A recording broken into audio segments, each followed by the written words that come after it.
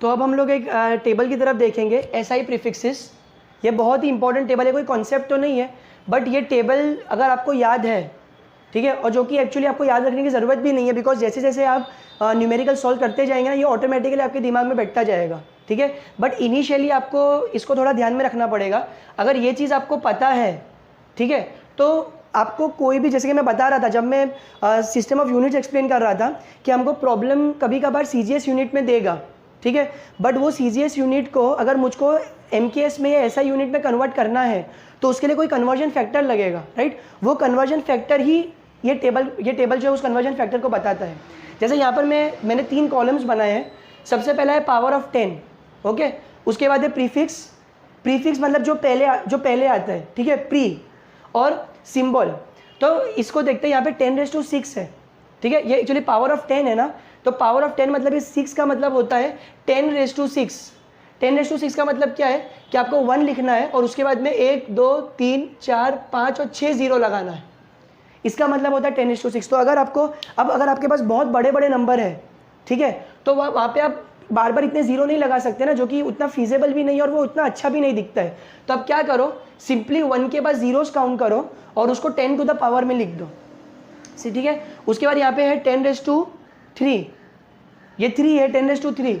तो ये 10⁻3 का मतलब होता है यहाँ पे होगा 10, मतलब 1 लिखा आपने और फिर 1 2 3 जीरो लगा दिए। जितना भी यहाँ पे नंबर है, एक ही चीज़ ध्यान में रखो, जो भी यहाँ पे नंबर है ना, उस नंबर मतलब उतने जीरोस आपको 1 के बाद लगाने हैं। अगर मैं यहाँ पे इसकी बात करूँ 10⁻², अब ये थोड़ा सा जो है वो डिफरेंट है। इधर आप देखो, यहाँ पर 6 है जो कि प्लस है, 3 है जो कि प्लस है, बट ये 4 नंबर माइनस है। तो फिर माइनस में आप कैसे करोगे, राइट। तो अगेन इसके लिए भी बहुत सिंपल है, हम लोग इसको देखते हैं पहले, 10⁻² को देखते हैं, 10⁻²। तो यहाँ पे आपको क्या करना है, जैसे जब कभी आपको -2 दिखा तो आप यहाँ पे 0 लिखो, एक डेसिमल पॉइंट डालो, ठीक है, और उसके बाद यहाँ पे -2 है ना, तो 2 नंबर आप लिखो। 2 नंबर के अंदर आपको ऐसे एडजस्ट करना है जिसमें लास्ट में 1 आए और उसके पहले 0 आए। अगेन मैं बोला, उसको ध्यान से सुनना, जब -2 आया या -3 आया या -6 आया, -9 आया, तो आप क्या करोगे, यहाँ पे 0 लिखोगे, एक डेसिमल पॉइंट डालोगे और उसके बाद यहाँ पे 2 है ना, तो आप 2 नंबर लिखो। वो 2 नंबर के अंदर एक 1 होना चाहिए जो कि एंड में आएगा और बचा हुआ जितना भी है वो 0 हो जाएगा। जैसे इसको देखो, यहाँ पर मुझे 2 नंबर लिखना है, तो एक आएगा 1 यहाँ पर, तो अब 2 में से एक तो लिख दिया, अब एक बचा तो उसको मैं लिख दूंगा यहाँ पे। तो 10⁻² क्या हो जाएगा, 0.01। उसी तरीके से हम इसको देखते हैं, 10⁻³ को देखते हैं। तो अगेन 10⁻³ है, तो माइनस में सबसे पहले आप 0 लिखोगे, फिर डेसिमल पॉइंट डालोगे।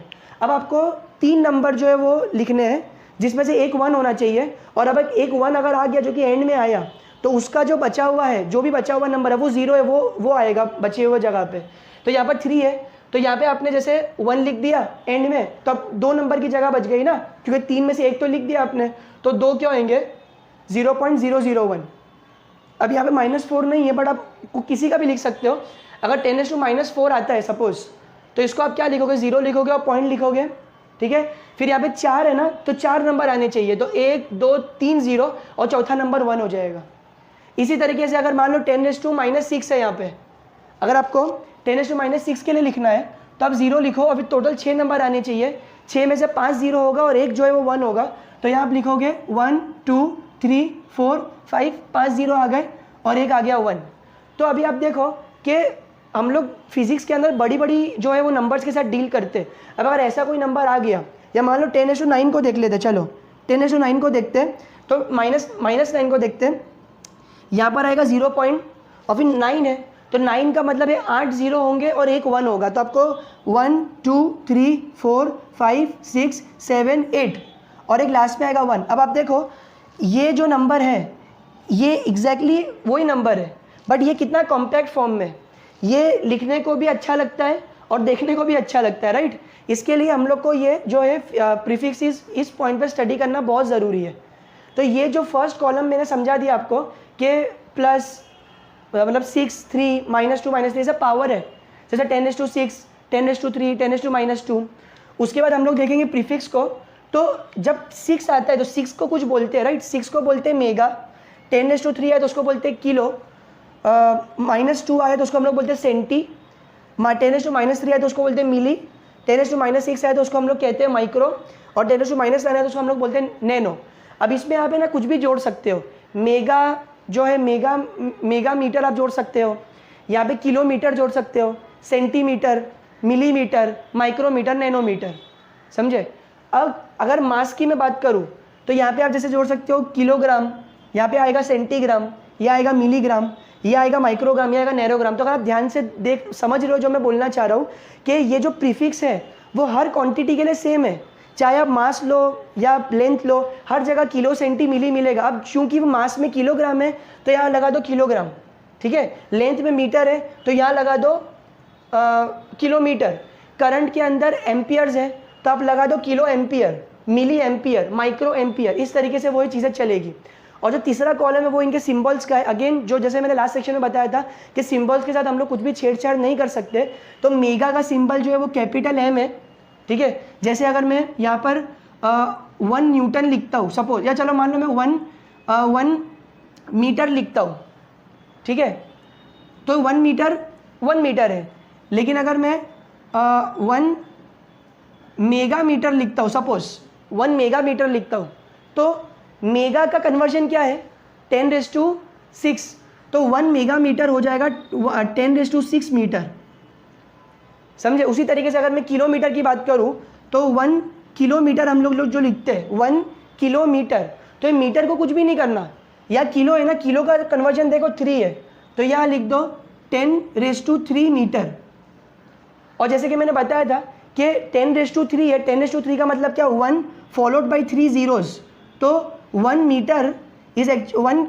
Kilometre is equal to 1000 metre, 1 kilometre is equal to 1000 metre. इसी तरीके से आप किलोग्राम के लिए भी लिख सकते हो, ठीक है, आप किलोग्राम के लिए भी लिख सकते हो। अगर मैंने 1 किलोग्राम लिखा तो किलो जो है किलो यहाँ पे कौन से सफिक्स प्रीफिक्स में आ रहा है 3 में, तो ये हो जाएगा 10⁻3 ग्राम। और 10⁻3 का मतलब क्या, 1 फॉलोड बाई 3 zeros, तो ये हो जाएगा 1000 ग्राम। तो 1 किलोग्राम जो है वो 1000 ग्राम भी होता है। लाइकवाइज अगर आपको ये याद है तो आप किसी भी यूनिट को किसी भी यूनिट से जो वो कन्वर्ट जो है वो आराम से कर सकते हो, ठीक है। फिर मिलीमीटर का यहाँ पे जो सिंबल है, सॉरी ये गलत है, मिलीमीटर के लिए यहाँ पे डबल एम आएगा, मिलीमीटर के लिए यहाँ पे डबल एम आएगा। और माइक्रोमीटर के लिए यहाँ पे सिंबल यूज होता है म्यू करके। तो अगर जैसे आपको यूँ लिखा कि 1 माइक्रोमीटर, तो माइक्रो के लिए आपको कन्वर्जन देखना है कितना है -6, तो 1 micrometre is equal to 10⁻6 metre. अब 10⁻6 का भी मैंने आपको बता दिया, माइनस आया तो 0 पॉइंट लिखो, और 6 है ना तो 5 0 लगाओ और 1 1 लगाओ, तो 1 2 3 4 5 और ये 1, तो 1 micrometre is actually this much amount of metre. फिर नैनोमीटर में 10⁻9 का कन्वर्जन है। इसका जो यूनिट है वो सिंबल जो है वो स्मॉल n है। जैसे अगर मैं लिखूँ कि 1 नैनोमीटर, तो 1 nanometre is equal to 10⁻9 metre, correct. और 10⁻9 को मैंने यहाँ पे आपको खोल के बता दिया, that means 1 nanometre is equal to 0.8 बार 0 फिर 1 और लास्ट में आएगा मीटर। तो अगर मैं वो मेरा बोलने का यहाँ पर यही एम है कि अगर आपको ये पावर्स याद है और कौन से पावर को क्या बोलते हैं, और अगर आपको उसे सिंबल याद है, तो आप किसी भी यूनिट को किसी भी यूनिट में जो है वो कन्वर्ट कर सकते हो, ठीक है।